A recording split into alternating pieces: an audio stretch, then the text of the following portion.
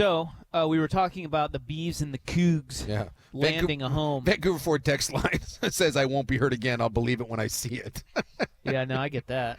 But look, there's a lot of internet chatter right now, and well, here's what Wilner said. So John Wilner writes for the San Jose Mercury News, and he has been covering the Beavs and Cougs' plight, among other things. And I think sometimes these guys, like I alluded to, they can be an eye roll because you can tell that they're a mouthpiece for someone. Mm-hmm.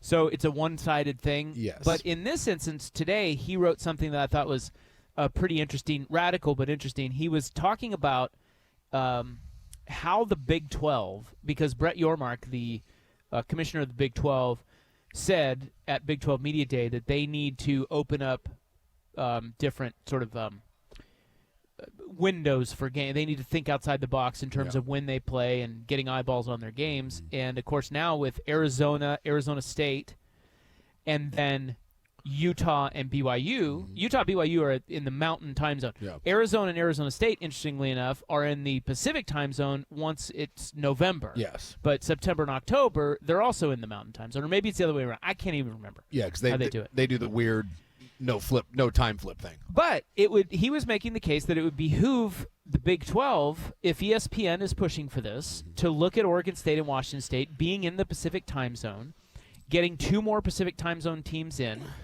which gives you more options for games. And he laid out 3 sort of interesting, radical game time ideas when to play when they have the West. It actually doesn't always have to be the West Coast window, but the West Coast teams would work better for one of these at least. One of them was the Sunday before Labor Day. He said, because the NFL hasn't started yet. Yeah. He said, drop a game or 2 in there. Everybody's on holiday. Another one was, and that doesn't have to be a West Coast team. Another one was the Wednesday night before Thanksgiving. Mm-hmm. Everyone's teed up, ready to watch football the next day. Everyone's, together. Is the Egg Bowl played on that Wednesday? No, that's usually on Thanksgiving. Is it on Thanksgiving? Yeah. And I actually think they've since moved that. I think they did move that this year. Friday. Yeah, the Friday now. So that's an interesting idea. Yeah, the idea of kind of like the MACtion or the Mountain West. When I founding member of the Mountain West, thank you. We were kind of the ones that started Thursday Night Football for college because again, it was a way to get eyeballs. And one of the things that I was talking to someone today that is, let's say, affiliated with Washington State, and again, I can't get anyone to have any sort of confirmation, but one of the rumors out there was that one of the reasons that ESPN is attracted to the Pac-2 right now is the studio capabilities and the production. And that was always a big card for them. And, Pac-12 network? The Pac-12 network. And the Big 12 has a streaming service but doesn't actually have a Big 12 network. And that maybe that was one of the reasons, again, that ESPN doesn't really want to get the streaming people to really get a foot in the door.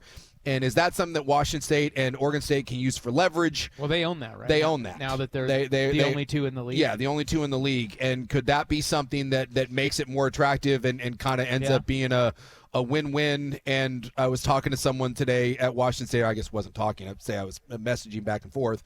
And the best thing I got out of them was that Washington State has always felt that the retention of the network and the broadcast capabilities was always one of their strongest plays. And I was like, I hate that cryptic crap.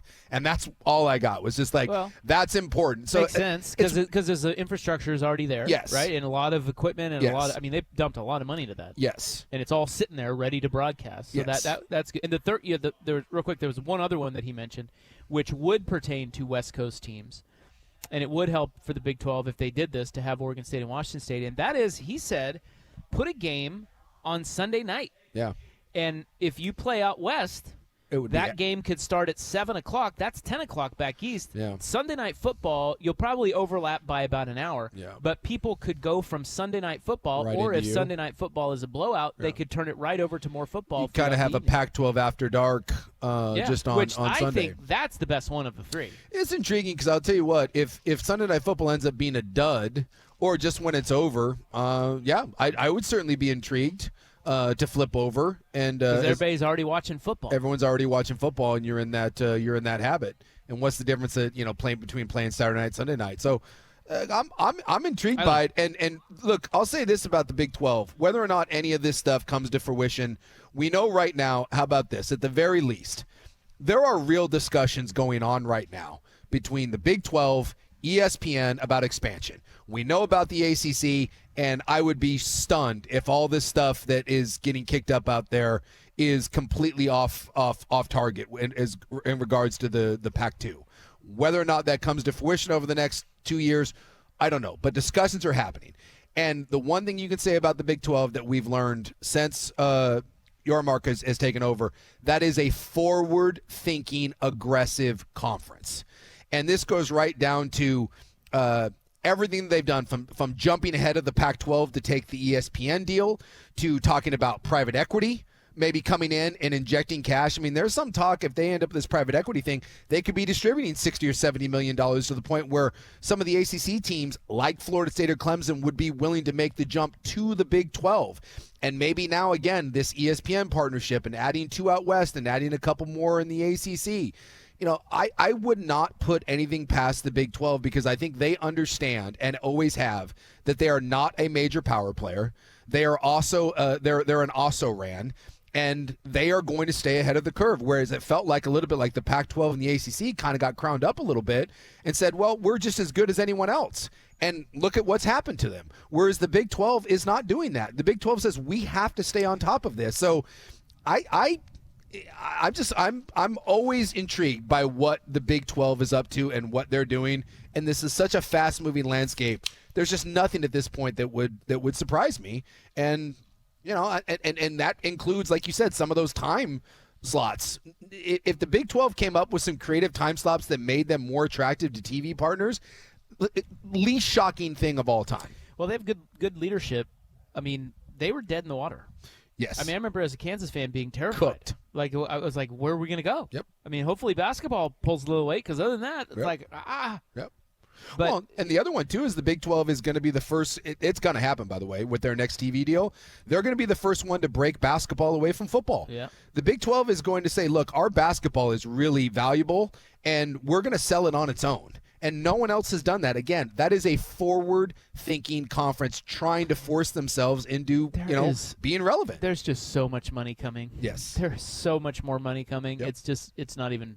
Well, and they need to, because the cost of doing business has gone up exponentially. Yeah, exactly. And will continue to rise with the lawsuits and this whole house settlement thing that's being proposed to go through.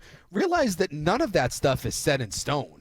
I mean, the NCAA could still be getting sued 5 years from now and getting. I mean, the next time they win a court case, that will be the shocker. Yeah, I'm telling you, I've said it before. I'll say it again. With this private equity idea, college football programs are going to have owners. Yeah. And in some ways, right here in our own backyard, they already do. Yes. And by the way, it's a good thing that they do. Yes. You imagine that program Exactly. without ownership? Think of the advantages that they have because of that. It's enormous.